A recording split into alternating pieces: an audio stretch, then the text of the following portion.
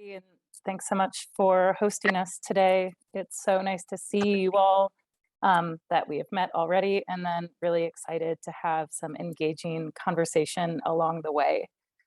We're going to keep our presentation hopefully to about 20 or 25 minutes so that we have plenty of time for discussion in our breakout groups. We're really here, of course, to share, but then to get some meaningful feedback from you all and ideas. Next slide. So just wanted to do a brief overview of what we're going to go through. Thank you so much, Katie, for the thoughtful introductions. And then we're going to do an overview of COSWAP, a little bit of more of a high level, and then dive into where we're at right now. And then we're going to reflect on where we feel the biggest successes are for workforce development projects and training opportunities. And then close our presentation with some just question and answers from you all, and then dive into our breakout groups.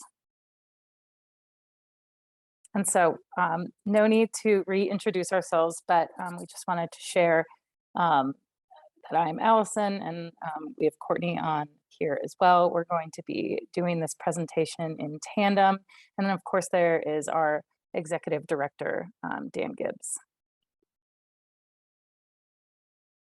And before we hop into Colorado Strategic Wildfire Action specifics, I just wanted to share the Department of Natural Resources mission and vision. The mission of DNR is to manage and conserve Colorado's natural resources for the benefit and enjoyment of people today and tomorrow.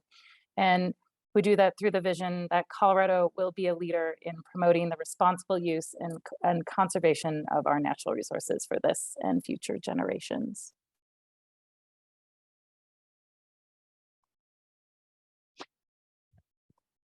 So I can share a little bit about the history of COSWAP and how we sort of got to where we are today. In 2021, the legislative session was really passionate about wildfire mitigation following the 2020 fire season, which was really horrific. And they identified, getting work on the ground done as very important, but also the bolstering of the workforce that would do this work now and in the years to come. And so COSWAP was this meshing of visions, and it was really an experiment and sort of like a pilot program. The state came up with a model that it's never done before, which is partnering directly with workforce development organizations, including the Department of Corrections, State Wildland Inmate Fire Teams, and the Colorado Youth Corps Association. So DNR already had a strong relationship with the Youth Corps Association through its work with CPW, but DNR had never worked with these SWIFT teams before, and so that was a new partnership. It was really our executive director and the executive director of the Department of Corrections visioning how these programs could work together and could not only get important mitigation work done on the ground, but also, give great experience to these incarcerated men who would hopefully leave their program at the Department of Corrections and enter the forestry workforce. So it was kind of an experiment. These things had never been done before. Our program was originally just for 3 years, and we've recently become a permanent program, which is wonderful, which has sort of shown that the experiment was a success. These partnerships have grown stronger, that we are getting work done on the ground, and we see people moving into the workforce out of the COSWAP program. So we're really happy to share that we've expanded and that these partnerships focus on workforce development have really grown. And just one other note about COSWAP, we also have another program called the Landscape Resilience Investment Program. But today we're mostly going to be focused on our workforce development program because we know that's what many of you all are interested and have applied for in the past.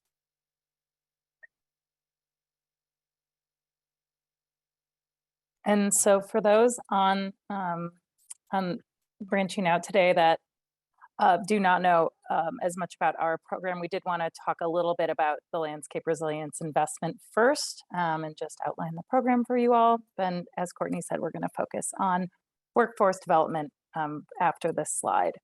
And so we're given the opportunity to really make targeted investments with this first round of the Colorado Strategic Wildfire Action Program, or COSWAP.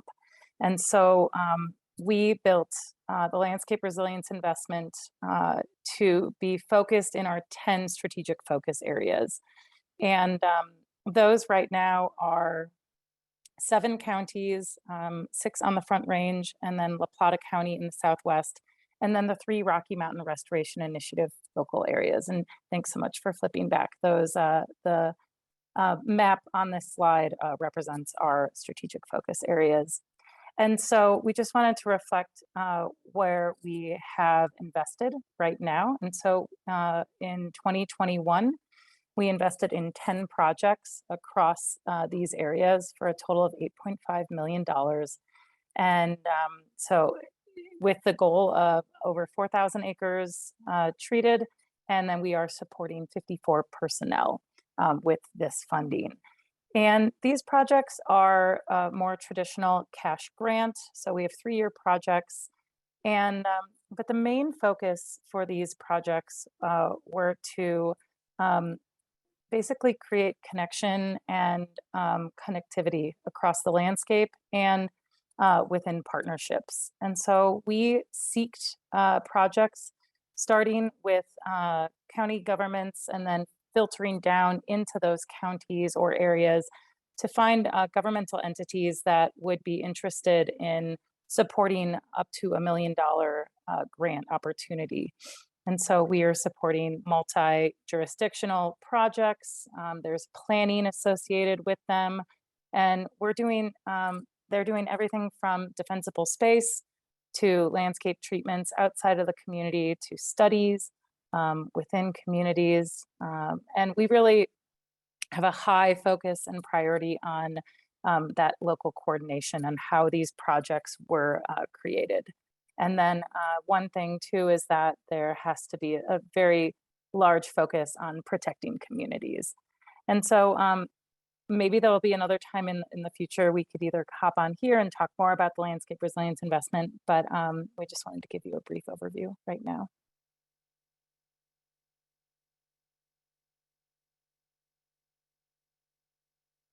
I'm going to share a little bit more about the workforce development grant that we offer. And I'll try to be pretty broad, especially for the people who've never heard of COSWAP, get you all the details, but not overwhelm you with them. This program is quite diverse. There's essentially 4 different pathways you can take within the workforce development grant. So the first is getting a crew time award to work with the Youth Corps. So that's taking advantage of the partnership that we have, the Department of Natural Resources has with the Youth Corps Association. And so we grant out crew time directly. So there's no cash moving between DNR and a grantee. And we think that this reduces the administrative burden on our grantees to not have to find contractors, do contracting, move money. Essentially, you're granted directly the crew time. You will coordinate with the crews to get the work done, and DNR pays the bill. So that's sort of the first avenue. That's our partnership with the Youth Corps. And we have 22 projects across the state right now partnered with the Youth Corps Association. You can also take a very similar path and take advantage of DNR's partnership with the Department of Corrections SWIFT crews. So DNR will pay the bill for those SWIFT crews to come out and complete a mitigation project.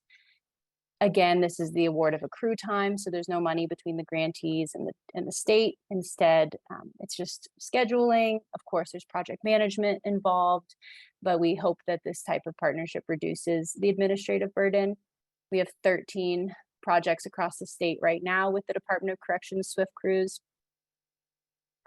The third avenue of working within the Workforce Development Grant is if there is a non-CYCA Conservation Corps that you would like to work with, but we don't have a partnership with, we still want to support that group. So for example, Teens Inc. is another conservation corps in Northern Colorado, but DNR doesn't have a direct relationship, to expedite the payment. And so this is a more traditional grant. So we've given a cash grant to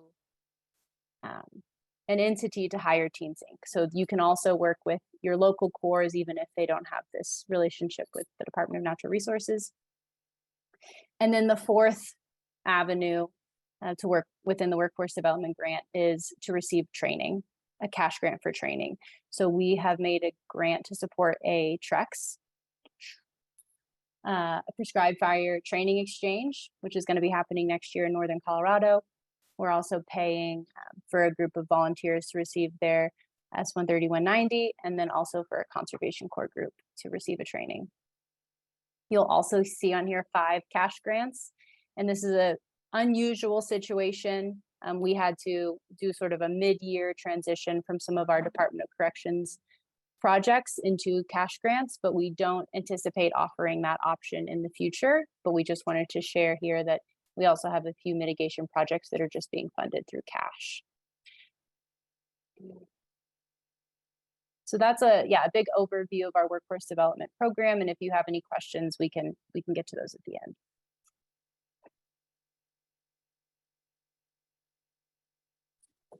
So we just want to share some of our initial accomplishments and successes. We as we mentioned, this program started in 2021. In 2022 was when we really did most of the contracting for all of our projects, our workforce development projects. And that work was going to be completed either in 2022 or 2023. So we do have a lot of projects that are in progress right now. And so, but we did also have quite a few projects close up in the last year as well. So as Courtney mentioned, we were once a one-time program, and we're just really thrilled to be able to say that we are a permanent program. And we've been supported by, for us, a significant amount of funding, especially in fiscal year 23. And so we were given $10 million for our next phase, and then starting fiscal year 24, which is July 1st, just in about 9 days, we'll receive another $6.1 million. So we're really looking at a pretty big release this year and next year. And then for fiscal year 25 and beyond, we'll be receiving $6 million a year. As far as project accomplishments go, we've got 14 completed projects out of those 44 workforce development projects. 69 trainings have been completed. And then I think one of the biggest successes, and one of the things that's always sitting on our mind, is how we transition, or how people can transition from these workforce development partners to, the Colorado, full-time workforce. And so we have had 2 transitions to full-time positions. And I just want to reflect on that number really quick, because I think, I just know sometimes in this world, if we just say, oh, 1 or 2 people transitioned, is that enough? Well, that's a huge success. And we really celebrate these successes. And one of the successes is a former incarcerated member of the SWIFT crew became a full-time employee of DOC and is now helping run the DOC crew. And so that's been an incredible success for their program and continuity to continue on with the vision. And then we had a member of the Mile High Youth Corps who was actually part of our big day with Governor Polis that was on our first slide of our presentation, Hillary, and she became a full-time employee with the Colorado State Forest Service. So we're really thrilled about these accomplishments, and we're excited to hear more as this year goes on and we have a lot more of our workforce development projects completed.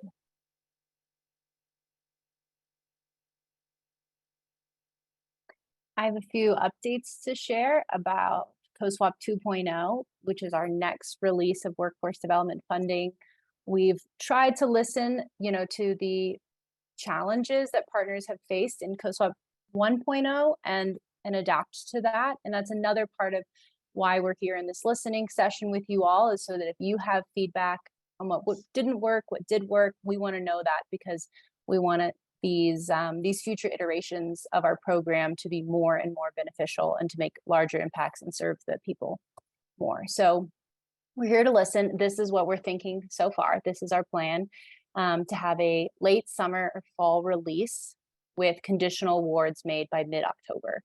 And so that will lead to work being done in 2024 and 2025. We still plan to offer up to 25 weeks of work, and that's either with the Conservation Corps or the SWIFT crews. We're still offering cash grants to complete trainings or to hire a different conservation corps that's not a part of the Youth Corps Association. And those cash grants can be up to $100,000. But we do have a few changes coming. So one thing we've noticed is that the biomass continues to be a challenge at the end of projects. What is happening to the material that's been cut down? Sometimes it's removed, sometimes it's not. So we are going to be paying closer attention to the biomass plans that come in applications. We've also heard, that sometimes funding or resources can be a challenge in utilizing or removing biomass. So we've decided to offer an additional cash component to help meet that need. So if a partner really needs a chipper but doesn't own one, we're willing to help pay to rent a chipper or to haul material off-site, because we want these projects to be completed as much as possible. So we want to meet that need, and we're curious to hear what other needs you might have around biomass. So maybe that can come up in the listening session also. We've noticed that roadside projects can be a challenge for our workforce partners, the Department of Corrections and the Conservation Corps. So these will be considered on a case-by-case basis, and we'll just have to have more conversations about roadside projects. So they're not totally off the table, but we realize they need a little bit more careful planning and coordination. The Department of Corrections SWIFT crews were originally offered statewide because they had 3 facilities that the SWIFT program was running out of.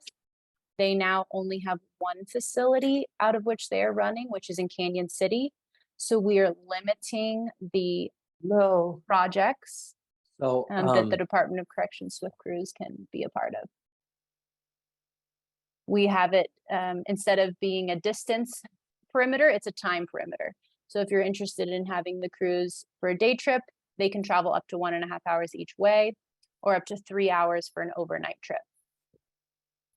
And then our last update is that we want to expand the training opportunities. Right now we offer training for S130, 190.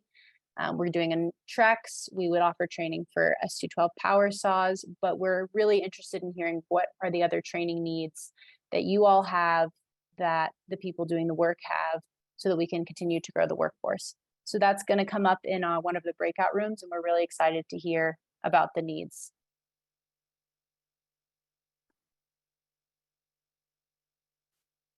And so we thought we would also just outline from our experience over the last 1.5 years, and what we're really also learning from working with both of our workforce partners, just some successful components to projects or to applications.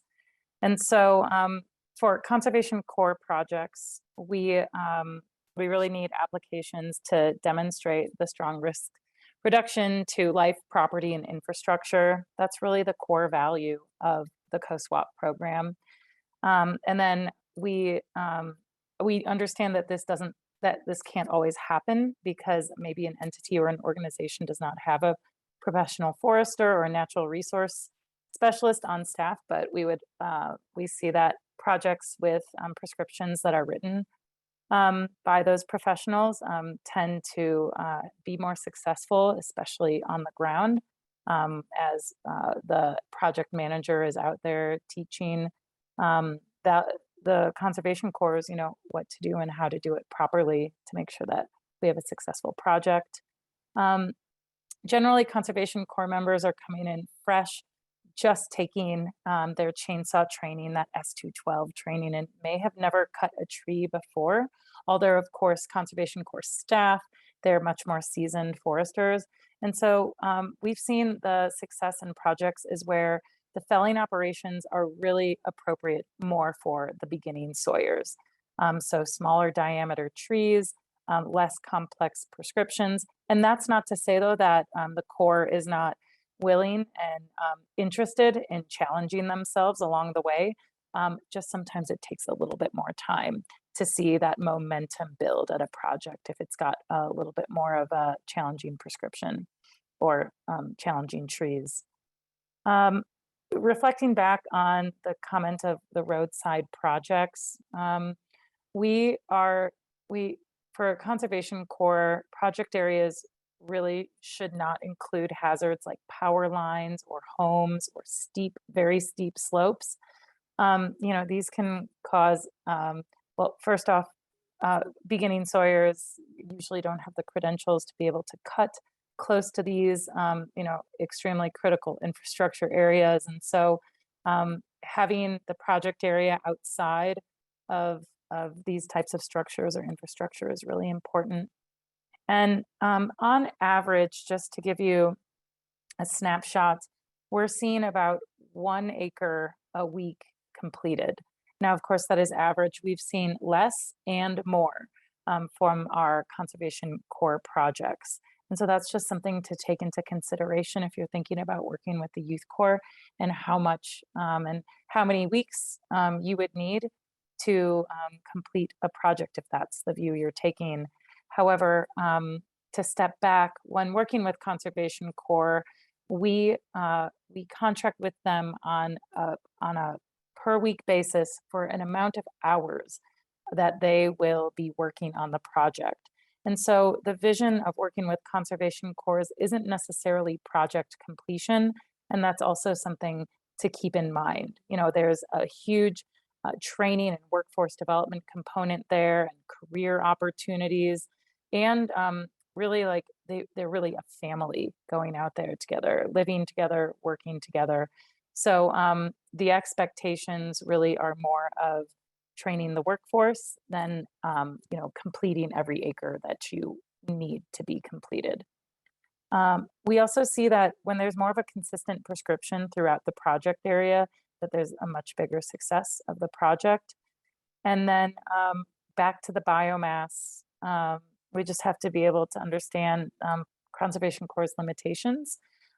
Many corps do not have chippers, some do, and are also some corps are willing to rent a chipper and do the chipping themselves. These are just conversations that we need to have up front if we want the Corps to be doing that biomass part of your project. So yeah, those are just some of the tips that we have for Conservation Corps projects. I'll share some tips for working with the Department of Corrections crews. Some of them are very similar to working with Conservation Corps. As you can see in the first 2 bullets, applications that really fit the mission of COSWAP are important. That makes it more likely to be selected and successful. Project prescriptions that are clear and concise, professionally written. These are helpful in just having the project executed clearly on the ground. Another component that's important for working with the Department of Corrections crews is flexibility. Because they are within the Department of Corrections, there's many things that can arise that are unexpected. Perhaps the crew can't go out 1 week because something has happened at a correctional facility. Perhaps they're called to a fire. We understand that these unexpected circumstances come up, and projects are more successful when the manager of the project can also be flexible. So this includes, being able to shift schedules, come to the project, and assist the crews regularly, sort of keep them on track. And then projects that have a lot of seasonal constraints like hunting season or endangered species constraints, that can sometimes make scheduling with the Department of Corrections crews a little bit more challenging. So just keeping that in mind, we're happy to answer questions also about working with the Department of Corrections crews and the amount of flexibility needed if you have any specific questions. Projects that stay on one single property are also easier for the Department of Corrections crews to manage, and this has to do with communication. If they get called to a fire and there's 4 different property owners that they're trying to coordinate with, that can be a little challenging. So simplicity, because of the need for flexibility, I think makes these projects more successful. Again, proximity to Canyon City is going to be necessary in our next round of funding within 3 hours max. If you're within 3 hours, you could still have a camping crew, but any further than that, we're afraid just the efficiency is really lost. And then once again, a thorough biomass plan is always necessary. With our COSWAP projects, the Department of Corrections crews do have chippers, and so just including extra time in your application or in your plan for them to manage the biomass is important.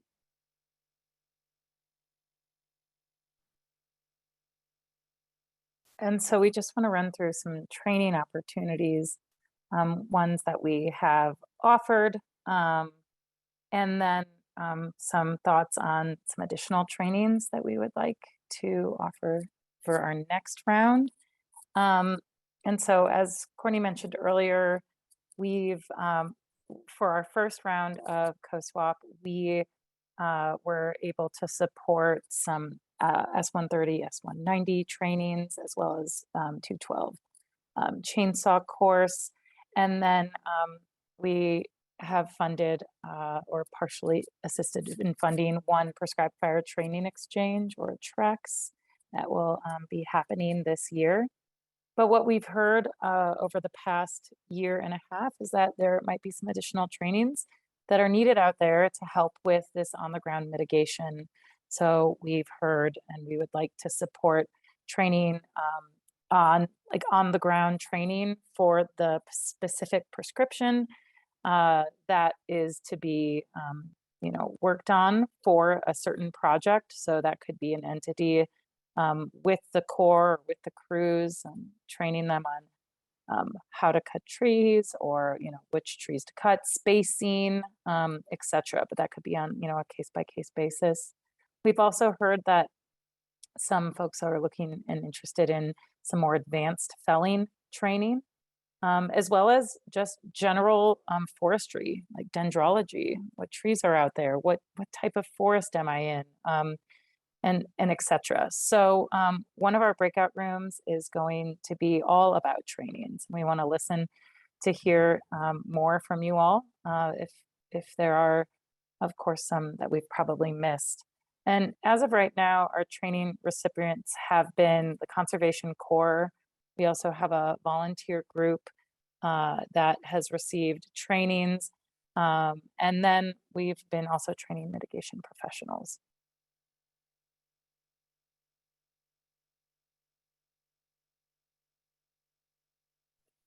Just a little bit more to go. We want to share a couple things that are coming up.